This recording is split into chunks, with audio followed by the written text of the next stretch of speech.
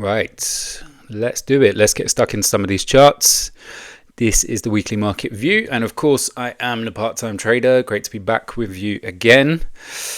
Before we kick off and dive deep into some of the markets and take a look at what's been playing out over the last week or so, I should obviously kick off every episode with a reminder that nothing that you see or hear over the next half an hour or so constitutes financial advice. This is purely for entertainment purposes, just an opportunity for me to share ideas that hopefully some of you find some value in, find interesting.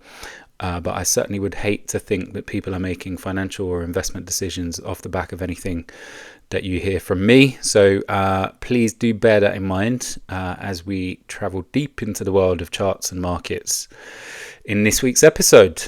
Right, let's kick off with Meta. I wanted to start this week by taking a look at tech stocks and to think about what the world of tech stocks tells us about the direction of markets. As you can see, again, one of my famous blue squiggly lines. I've not touched this since we hit the top back in March.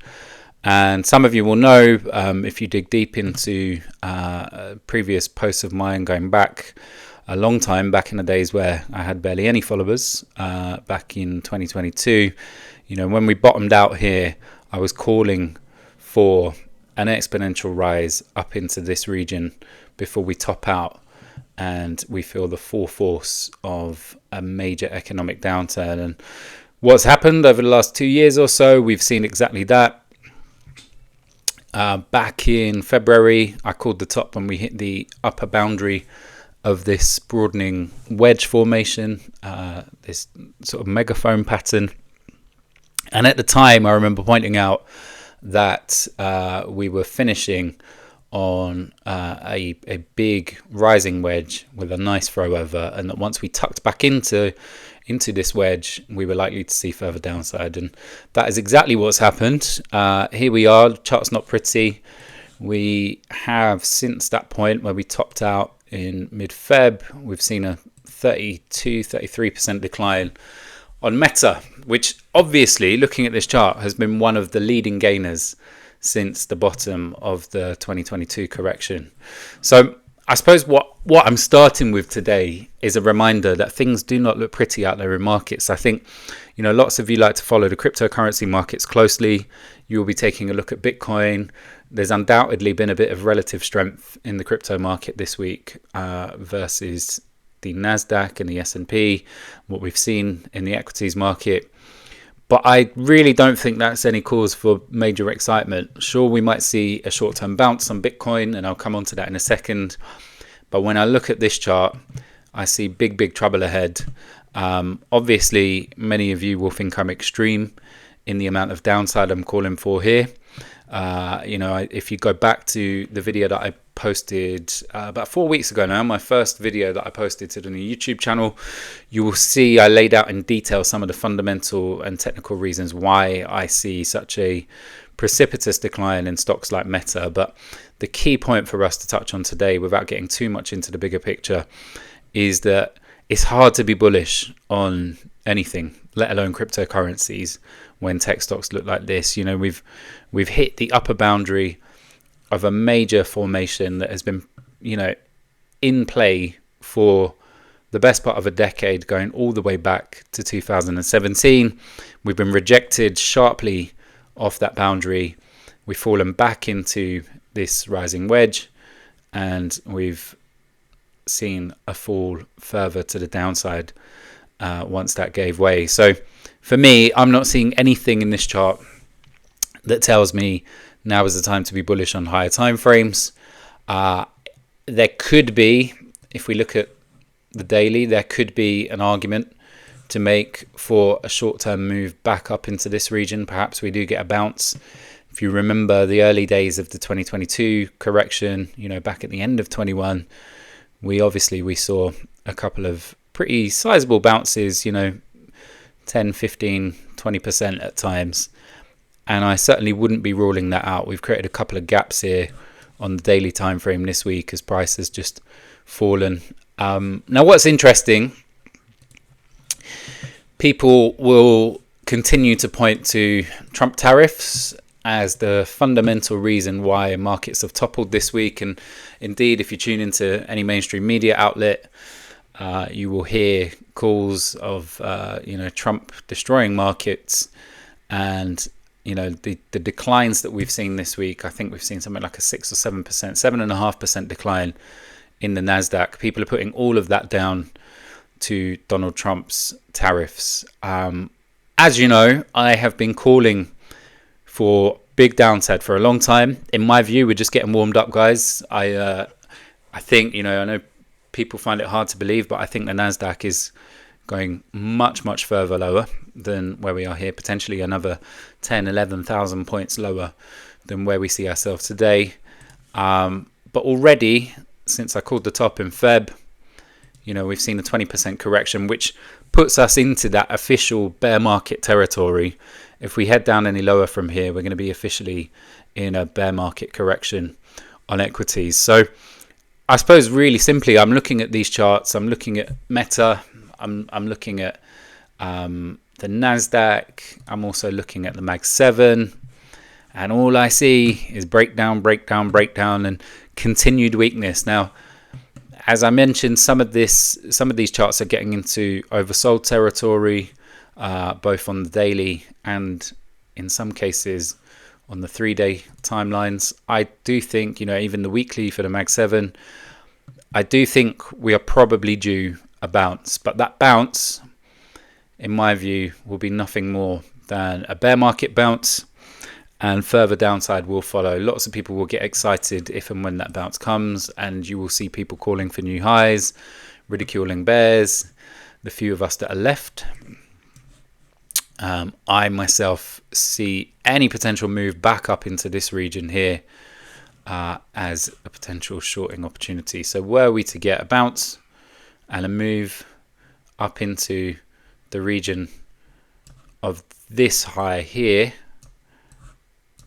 I would be thinking about further downside and whether or not that presents an opportunity for a short. Right now, I'm not interested in taking any trades. I think, like I say, we're too oversold for me to be thinking about adding to shorts here. And we are certainly unlikely, in my view, to see any real sustained bounce. It's possible that we see a few weeks, maybe even a month or two of short-term upside, but eventually, bigger picture, market is going to continue rolling over, in my view. Where does that leave us with crypto? Well, look, this is a chart that you're all familiar with. My projection that at some point in the latter half of 2026, we're going to head down into this $4,000 region. Higher time frame, nothing's changed for me. I would need to see a break of this upper boundary in the $110,000, $115,000 region for me to be bullish longer term. Were we to get back up there short term, which I don't think is going to happen, but were we to get back up there, I'd be looking at anything above the sort of $99,000 region as a shorting opportunity. And let me just touch on that in a bit more detail on the lower time frames. So this is a chart that I've posted a couple of times this week. I'm in real two minds about Bitcoin in the short term, guys. I've talked about the fact that we've shown actually considerable strength this week. Bitcoin has managed to sustain price in the region of about 82,000, despite the fact that we've seen stocks like Meta and indeed the Nasdaq, down by a fairly significant sum in percentage terms this week. So for me, if I'm looking to take short-term trades, I'm looking at this. People know I quite like these descending broadening wedges. They have a pretty good completion rate, particularly on higher time frames.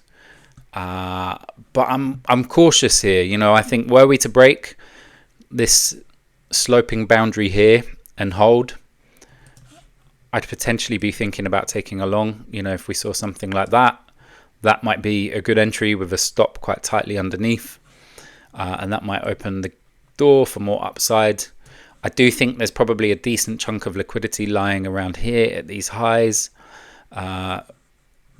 So possibly if we were to break to the upside, that's the region that I would be looking to for a cap on any upside move.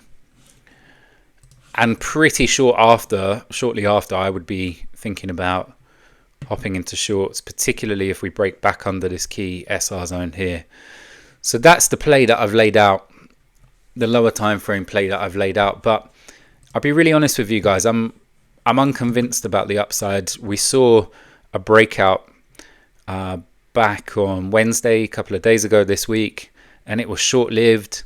Quite often when you get a wick outside of a formation like this, you get acceleration in the other direction. So it would not surprise me if we saw a major sell-off, something like that, over the next week or so. So look, this is, for me, this is in a no trade zone. I will not be looking to go long unless we get a break, and I think here is just a strange place to go short. I guess you could argue that you could take a punt on a short, given that we're at this resistance zone, and you could place your stops above these highs here on any breakout of the wedge. But for me, I'm not that interested. I think any move to the upside is going to be counter trend, and I am much more interested in playing the long game on crypto. So that's Bitcoin. And then as I try to get to grips with which direction are we heading in, you know, whether short term we're likely to see a bounce, or whether we are on the brink of a catch-up play in crypto where all of a sudden that relative strength disappears and we see a big move to the downside like we've seen in the Nasdaq over the last week. That's the thing that I'm trying to figure out. And a big part of me does wonder whether people are being sucked into longs right now, thinking that Bitcoin is holding up and that equities are due a bounce, which in fairness looks sensible, but the market has a funny way of making people pay. And I just have a sneaky feeling that we might float around here for a couple of days before we see Bitcoin catching up to the Nasdaq with a big move to the downside. And I'll flick back to the Ethereum chart because I'm looking for clues, right? So I'm trying to work out what is the probability that I can place on either one of those moves materializing for Bitcoin. And Ethereum is a good gauge for me. You know, when we talk about upside, where would that upside be capped? If we were to rally, I think that upside would be capped here in this really important support and resistance zone that I've been highlighting recently. Were we to rally, I can see that capping any move to the upside, and that for me would be a great short entry, potentially with a wick, you know, just to throw people off. But the other potential is that price just goes sideways for a couple of days and then continues this steep move to the downside that I've been projecting for quite some time. I suppose the key point is, you know, people keep asking me with Bitcoin, if we do see some strength here, if we see upside, is it possible that the bear market is called off and that I was wrong and that Bitcoin is going to strengthen? Maybe even, you know, lots of people asking me, even in a risk-off scenario, could you see a case for Bitcoin appreciating further? And like I say, I try to use Ethereum and other coins to give me some clues. And I think so long as we remain under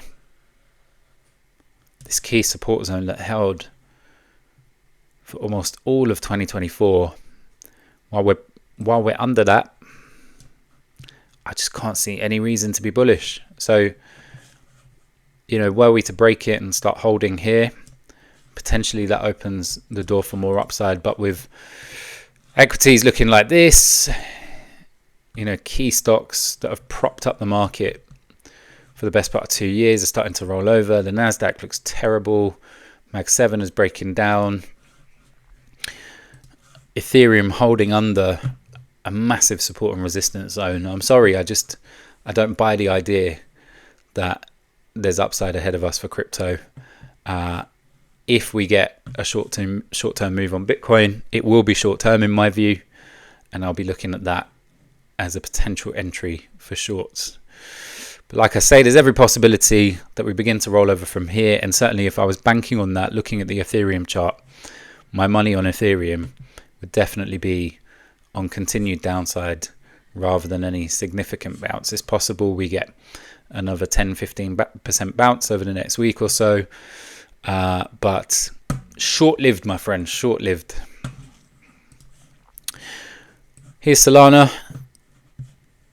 I'll whiz through this because the chart's not new, but look, you know, how long are we going to hang around here and flirt with breaking to the downside out of this range? And this range is held all the way back to early 2024, and we just haven't been able. This time we haven't gotten a reaction. You know, every time that we've been in this range previously and we've come down into this level, we've bounced. I said back here that the failure to hold above the range high, slipping back underneath after swiping the all-time high, price action has played out exactly as I predicted, and I said that the move to the downside once we slip back into this range, you know, even at the bottom here, I'm not betting on a significant bounce. I think this will break eventually, and there's an important clue in the charts that tells me I'm right, and that is this chart, which is Solana versus gold. Gold, as we know, has been stronger than US dollar in recent months, and so the breakdown of this big uptrend is actually starting to take place early on Solana versus gold, and I think that gives us an indication about where Solana on the dollar pair is headed. You know, for me, we've tapped this support, this uptrend support, so many times, and I kept saying to people when I was looking at the USD pair where we've done something really similar, I've been saying to people for weeks that this trend line is going to act as a magnet. When this range low goes, we're going to hit it again and it's going to break, and that's exactly what has happened on the gold pair. We broke the range low back in early March. We spent 4 weeks consolidating below the range low, which tells me that's good confirmation that further downside is about to kick in, and now we're seeing a break in this big uptrend. So what does that tell me about the probability of these moves here? I think if we see some strength, if we see a break to the upside, there's a good risk return bet for longs. Otherwise, I just can't be taking longs here. I think there is a good chance that markets are about to roll over and catch up with some of the price action that we've seen in the equity market. And while we're talking about gold pairs, again, not a new chart, so I won't dwell on this for too long, but you've seen a similar thing here, you know, Bitcoin versus gold. This uptrend has held so many times. We've seen a reaction off this level since the bottom in early 2023, late 2022. That broke to the downside back in early March, the same time that Solana broke its range low. And we just haven't been able to reclaim. And as people know, I am simultaneously really bearish on Bitcoin and very bullish on gold. So I expect once this acceleration kicks in, I think we're going much lower than most people can imagine on this. A combination of Bitcoin giving way on the dollar pair and gold appreciating in value could push this much, much lower. And you'll remember, I've talked about the monthly view on this.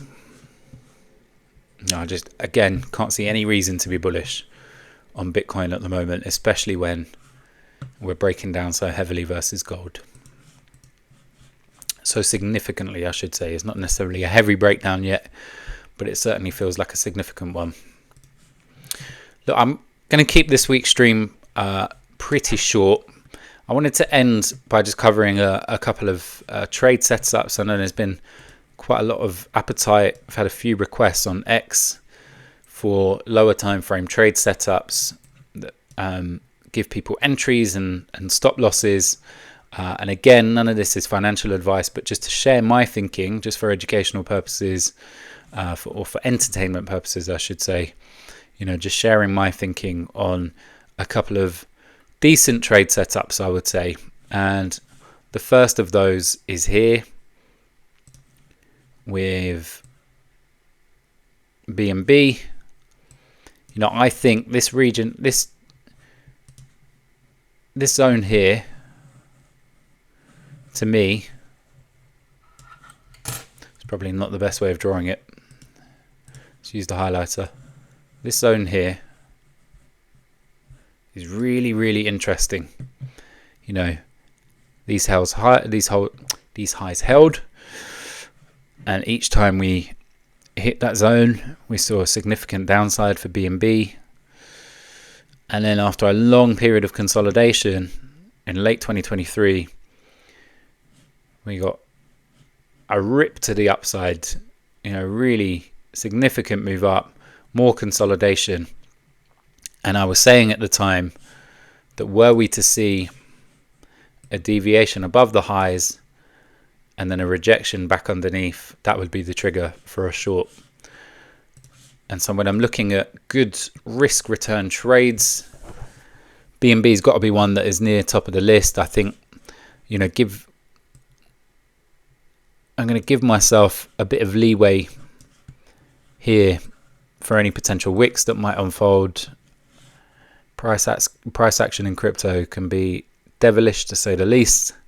Quite often you'll be in a great trade and then you'll just get a wick on the 1 hour chart out of nowhere that just takes you out.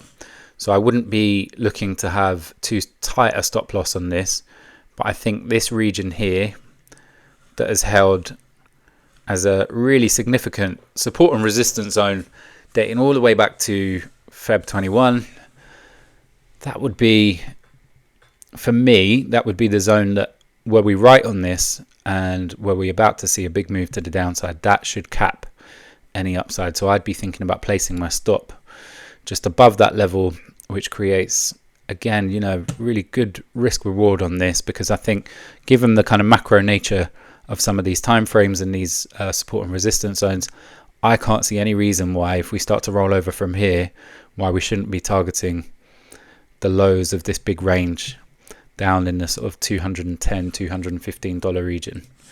And in a higher time frame, as you all know, people will keep calling me crazy, but I think this is potentially just the start of something much bigger. So look, I don't really advocate shorting crypto, to be honest. It's an incredibly volatile asset class. I think if you use leverage, you might have a few wins, but you are, without a good risk management system, you're likely to lose it all, give it back to the market. For me, the risk return on shorts just isn't there. I'm not particularly interested. I'm looking for longs in other markets that help me build capital, and then thinking about how I can rotate back into crypto in late 26, early 27, when I anticipate there being a historic bottom. But for people that are interested in short-term trades, here's another I posted on X at Part-Time Charts, if you haven't followed me over on X. And this is XRP. No trigger on this yet, but were we to start breaking under this massive support and resistance zone that dates back to December, then I think that potentially gives us a trigger for more downside. So I would be looking to short an underside retest of this zone here, and again, just being smart about where I potentially place my stop loss on this.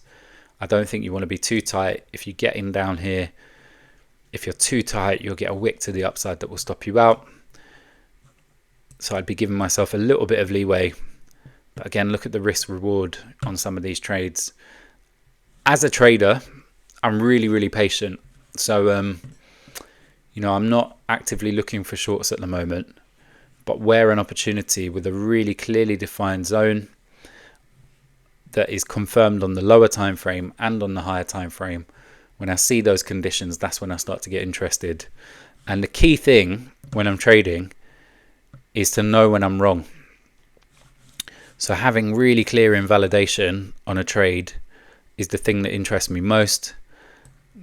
Again, if we were to come back under this area here, and then you start to see a reclaim of the level, you're potentially thinking, right, this is a deviation, and you get out here for a very small scratch of a loss.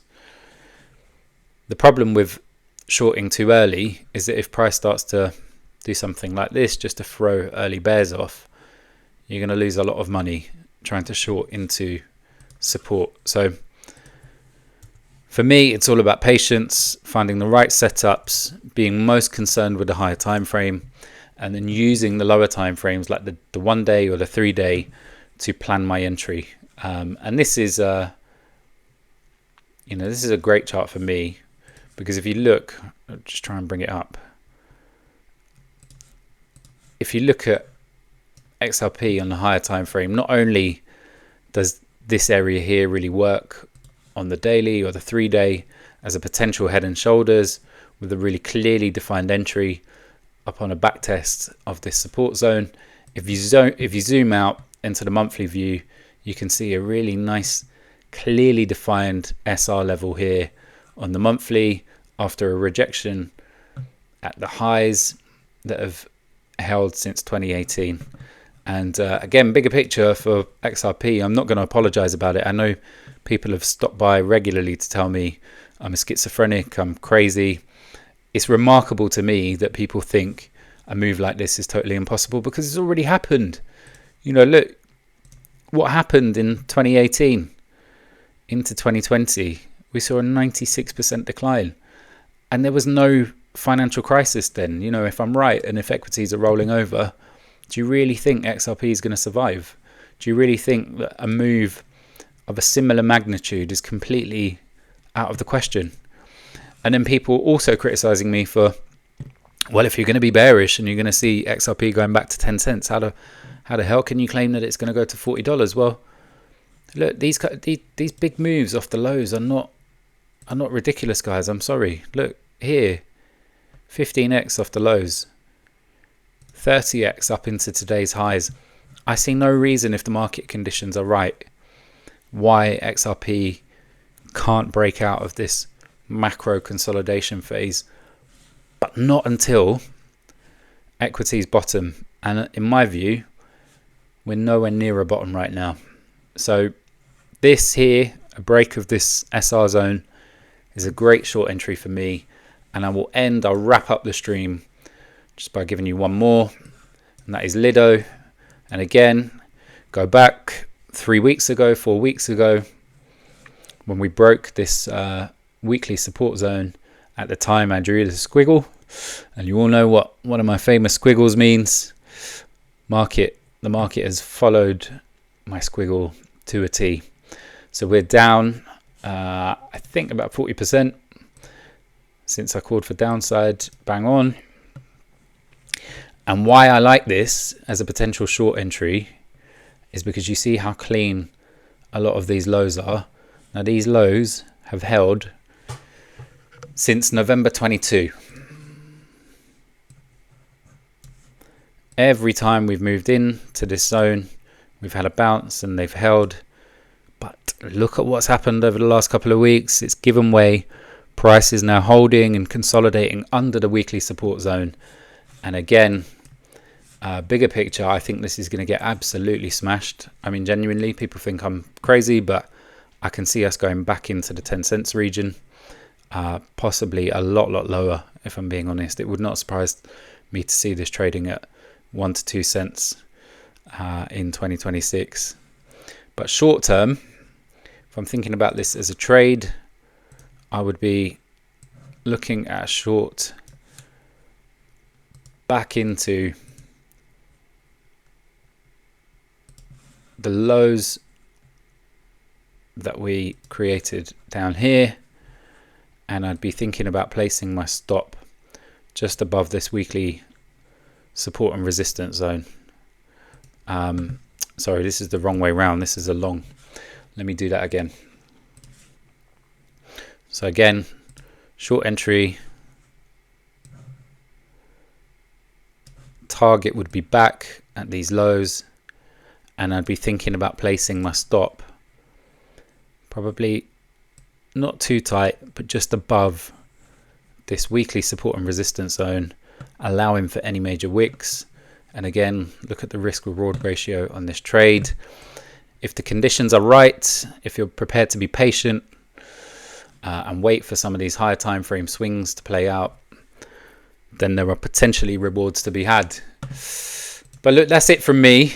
I don't know whether I stuck to the brief and kept it short, but hopefully a few valuable nuggets. Like I say, nothing has changed in a major way. So I'm sorry if it feels like I haven't got loads new to tell you. All I can tell you is that the predictions I made earlier in the year are being played out to the T.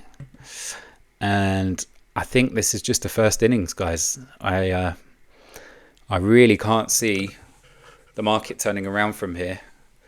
I think, you know, pulling up the higher time frame Nasdaq chart, this is what I expect for the Nasdaq. And again, I haven't touched this blue squiggle. This was one from a stream a couple of weeks ago, but I haven't touched this blue arrow. Not many people called the top the way that I did. And when this trend line gets hit again, it's going to break. And when it does, that's going to open the doors to much, much lower prices. So as much as we might see a short-term bounce on Bitcoin, maybe a grab of liquidity in this 100K region, as much as we could see a short-term bounce from Ethereum back into this 2,100 zone, if that happens, it's going to be short-lived. I hope you have found some of this useful. One chart that I didn't cover, just to do really, really briefly, you know, I get asked all the time, where are your points of invalidation? On Bitcoin, the two things that I would use for invalidation. Firstly, a reclaim of this trend line on Bitcoin versus gold. If we got back up above this trend line and started to hold on the daily, then I would be thinking, right, realistically, the odds favor more upside. I don't see that happening. I think if we do rally back into this trend line, any reclaim will be short-lived and it will probably look like a rejection on the weekly. And the other thing that I've been saying for weeks now gives you good invalidation is the USD dominance chart. So again, perfect call. Look at the accuracy of my squiggles. We are starting to see a bit of a bearish divergence on the weekly. We're a little bit overbought. Would it surprise me massively if we had a red candle next week and a bit of a reset on the RSI for USD dominance, and that Bitcoin during that time enjoys a little bit of upside? Not massively. You know, I think that is definitely a possibility, but I just think this support and resistance zone here, this range that we've been in, that has broken convincingly to the upside this time. We've also broken this massive downtrend that has correlated with Bitcoin appreciating. Again, the only way I become long-term bullish on Bitcoin is if we see something like this and we start holding under the range highs, and then I think that potentially leads to more upside for Bitcoin. But for now, I am not seeing any evidence that that's the case. I wouldn't be surprised if this continues without a major correction or even a minor correction. But if we do get a minor correction, I expect it to be just that, short-lived and pretty shallow, and therefore the upside on Bitcoin is limited. That's it from me. Welcome any feedback, any requests for things for me to cover in the future. Apologies if it doesn't feel like I've got lots new to cover. It's difficult when you call the market the way that I have and things have played out exactly as you predicted. Not really much more to say, is there? I mean, how many of these charts do I need to go through where you see calling for downside and it's playing out exactly as I predicted it would. Let's see what the short term holds. Potentially a move back up to 100k. If not, if we begin to roll over from here, it's going to get really, really ugly. Tune in again next week. Join me again for another edition of the Weekly Market View. And do remember, if you haven't already followed me over on X, then it's at Part-Time Charts. And just lastly, if you can, please do share and subscribe. Great to get the following up on the channel so that I can continue to bring you more analysis in the coming weeks and months ahead, and potentially line up some great interviews too. Maybe one or two interesting, important collaborations on the horizon for me. Look forward to bringing you some of that content in the near future. Take care, guys. Have a great weekend.